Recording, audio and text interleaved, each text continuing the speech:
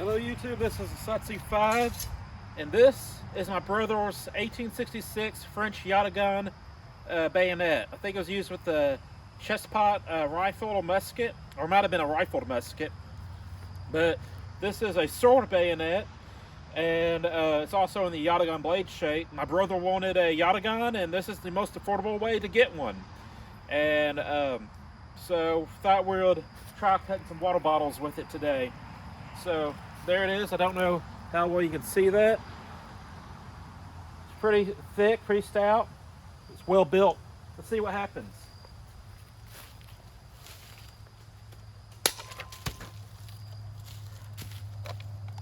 Cut the top off of that one.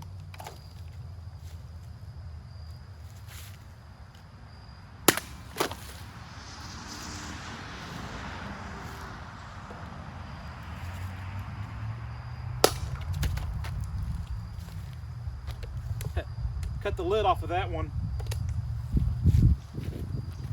Bayonets are not usually known for their cutting ability, unless the Swiss Army had some good cutters.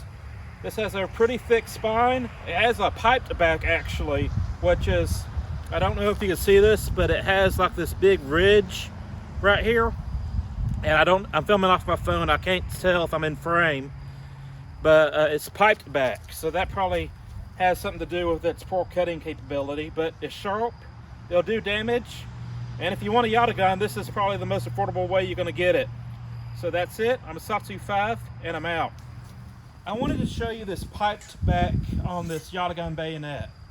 Now, I don't know if I'll be able to demonstrate it here that well, but here's the blade up close. Has a beautiful bluing on it. You know, it's had some years on it. You know, it's over 100 years old. I don't know.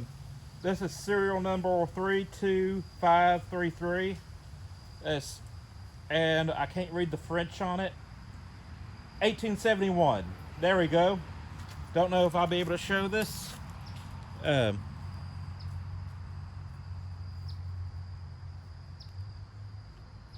the 1871. So that's how old this thing is. And it has some French right there at the base. You probably won't be able to read it. Might as well try to show it to you. But you notice how thick it is on the spine. Then if you look at it, it has these ridges right here. You know, you got your hollow grind, and then another grind, and then you got this ridge, and that's called a piped back. You see this a lot on Victorian sabers, and this would be around that time period. Notice the hook on it. That's for fencing with your bayonet attached to your musket. You generally don't use these hand to hand unless you really had to. I mean, you could use it, and I don't know how to use a bayonet well, I don't know how to use a bayonet at all. I just know that I have my standard cuts, but you can use it like that, but these were typically not used in that manner. Now, I don't even know if I was in frame, but here's a size comparison. But back in the day, bayonets were kind of they were more heavily used than they are today. And this hook was for catching the blade while it was on your gun. And you can use it hand to hand like a more buoy or a left-handed dagger. But this was really to use while it was on your gun to hook and direct and stuff. And this has a brass hilt, as you can see. And the piped back kind of disappears right here, and you got more of a convex grind.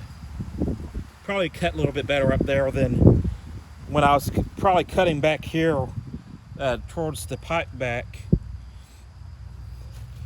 But back in the day, they would fence with these things, and actually fight with them, you know, while they're on the gun, and it was an actual thing. These days, bayonets are just a means to the end. You just poke, stab.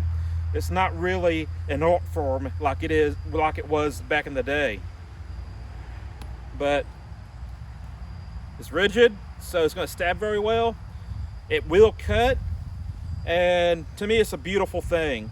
I love the yataghan blade shape, and this is a good, affordable way to get you that blade shape in a somewhat sword length. And if you really want a yataghan blade that's more everyday carryable, the Cold Steel Vaquero is a good way to go. So that's it. I'm a Satsu 5, and I'm out. Hello YouTube, this is a Satsu 5. I wanted to take the time to tell you that this was an attempt at self-filming. I don't normally self-film cut test videos or Battle Blades videos or demonstration videos by myself. I usually have my brother, but I don't always have my brother around to film videos, so this was an attempt at self-filming. So lining up the shot and making sure I was in frame was an issue. So forgive me for any of that type of problem, but I hope you enjoyed the video. And yes, I am wearing the Cold Steel Sarong, and I'll have a review of it in the future. That's it. I'm a Satsu 5, and I'm out.